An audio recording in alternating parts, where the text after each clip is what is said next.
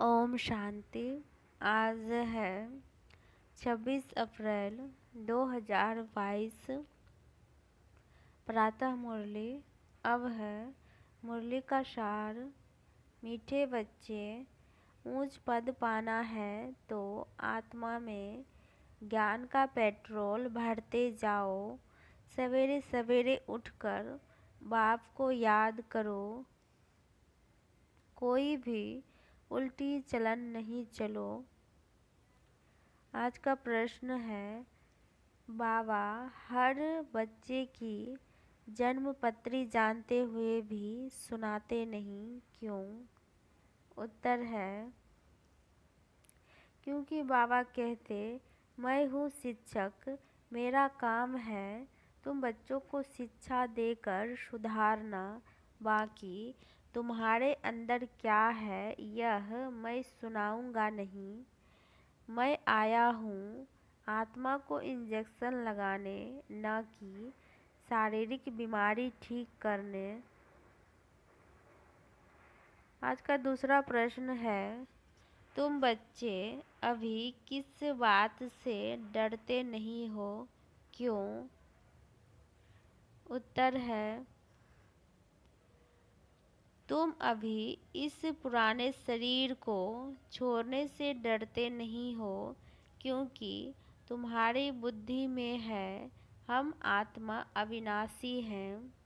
बाकी यह पुराना शरीर भल चला जाए, हमें तो वापस घर जाना है। हम अशरीरी आत्मा हैं। बाकी इस शरीर में रहते बाप से ज्ञान अमृत पी रहे हैं। इसलिए बाबा कहते, बच्चे सदा जीते रहो, सर्विस एबल बनो तो आयु बढ़ती जाएगी। आज का गीत है, बचपन के दिन भुला न देना, आज हंसे कल रुला न देना। अब है धारणा के लिए मुख्य सार। पहली पॉइंट है, मनसा वाचा कर्मणा, किसी को भी कभी दुख नहीं देना है। कर्म भोग से डरना नहीं है। खुशी खुशी से पुराना हिसाब किताब चुकता करना है। दूसरी पॉइंट है, संकल्पों के वश हो कोई भी कुकर्म नहीं करना है। अच्छे मैनर्स धारण करने हैं। देवता बनने के लिए हर बात इशारे से समझ करनी है, कहलवाना नहीं है। आज का वरदान है, बेहद के संपूर्ण अधिकार के निश्चय और रूहानी नशे में रहने वाले सर्वश्रेष्ठ संपत्तिवान भव। बेहद के संपूर्ण अधिकार के निश्चय और रूहानी नशे में रहने वाले संपत्तिवान सर्वश्रेष्ठ संपत्तिवान भव। डिटेल है, वर्तमान समय आप बच्चे ऐसे श्रेष्ठ संपूर्ण अधिकारी बनते हो जो स्वयं ऑलमाइटी अथॉरिटी के ऊपर आपका अधिकार है। परमात्मा अधिकारी बच्चे सर्व संबंधों का और सर्व संपत्ति का अधिकार प्राप्त कर लेते हैं। इस समय ही बाप द्वारा सर्वश्रेष्ठ संपत्ति भव का वरदान मिलता है। आपके पास सर्व गुणों की, सर्व शक्तियों की और श्रेष्ठ ज्ञान की अविनाशी संपत्ति है। इसलिए आप जैसा संपत्तिवान और कोई नहीं। आज का स्लोगन है,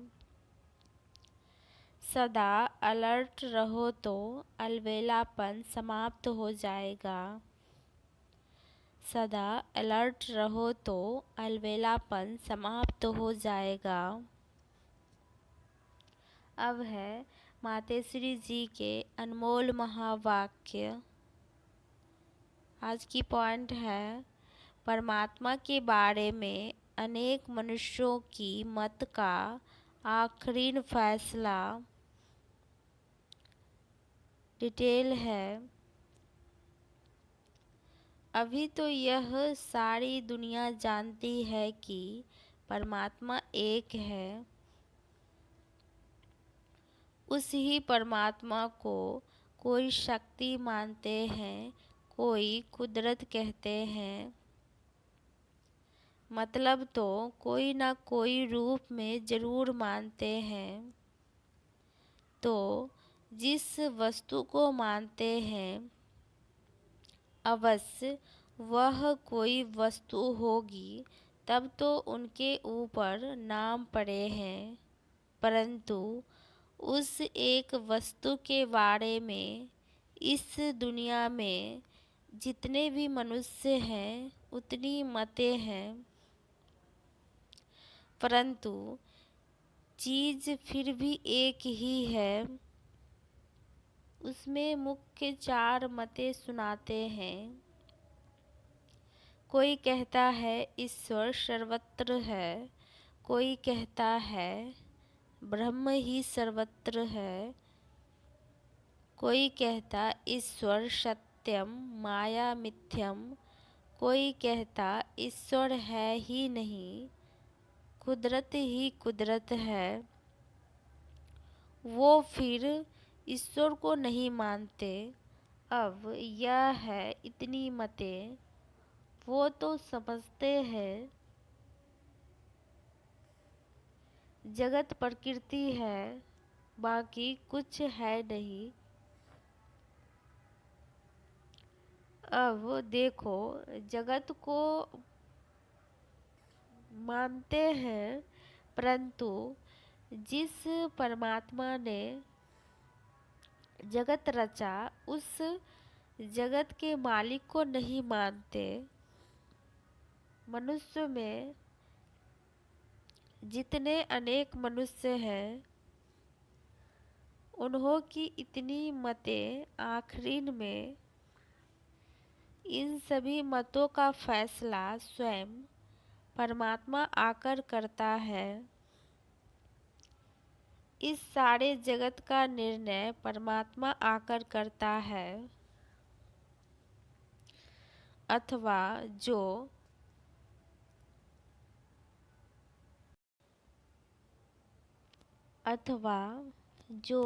सर्वोत्तम शक्तिवान होगा वही अपनी रचना का निर्णय विस्तार पूर्वक समझाएगा। वही हमें रचना का भी परिचय देते हैं और फिर अपनी रचना का भी परिचय देते हैं। अच्छा, ओम शांति, ओम शांति, ओम शांति।